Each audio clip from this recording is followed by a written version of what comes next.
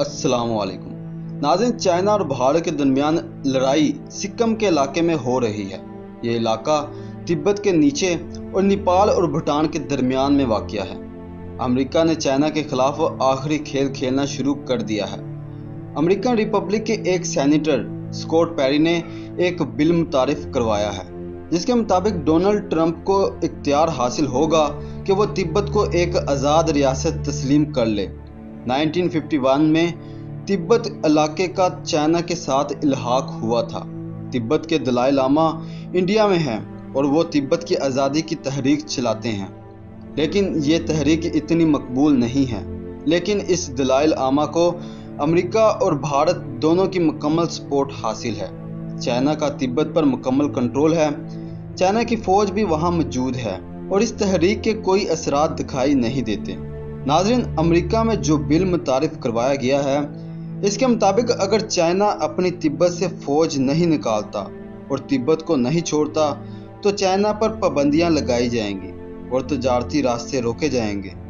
याद रहे कि तिब्बत वो इलाका है जिसके ज़रिए चाइना को लाइन ऑफ एक्चुअल कंट्रोल तक एक्सेस हासिल है, यानी तिब्बत के ज़रिए ही चाइना को भारत के बॉर्डर तक एक्सेस हासिल है। अगर तिब्बत को आज़ाद रियासत करार दे दिया गया तो चाइना की भारत तक रसाई नामुमकिन हो जाएगी। नाज़रीन, सिक्किम का इलाका भारत की गर्दन तस्लीम किया जाता है। भारत की 8 रियासतें सबसे अलग हैं और इन रियासतों को जो रास्ता जाता है वो बहुत बारीक है। चाइना किसी वक्त भी इस गर्दन को दबाकर भारत की 8 रियासतों को, जो कि आज़ादी के लिए तड़प रही हैं, इन्हें आज़ाद करा सकता है। चाइना इस बारीक रास्ते पर कंट्रोल हासिल करने के लिए बहुत ज़बरदस्त इक़दामात कर चुका है। इस बारीक रास्ते के साथ नेपाल, भूटान की सरहद लगती है और ऊपर की जानिब तिब्बत है, जहां चाइना बैठा हुआ है। पहले नेपाल और भूटान पर भारत का कंट्रोल था, लेकिन अब चाइना ने नेपाल और भूटान दोनों को अपनी तरफ कर लिया है। हत्ता कि नेपाल और भूटान में भारत के खिलाफ एहतजाज भी हो रहे हैं। नेपालियों ने बाहर से आने वाले कई लीडर्स की गलियों और चौराहों में बुरी तरह ठुकाई भी की है। ये जो छोटा सा रास्ता है, जिसकी एक तरफ बांग्लादेश, एक तरफ नेपाल, ऊपर की जानिब चाइना और दूसरी जानिब भूटान है।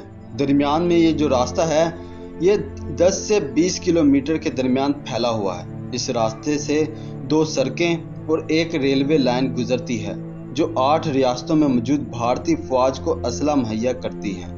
इसी रास्ते से चाइना भारत की सप्लाई रोक सकता है और 8 रियासतों को आज़ाद करवा सकता है और जो इलाके चाहे हासिल कर सकता है।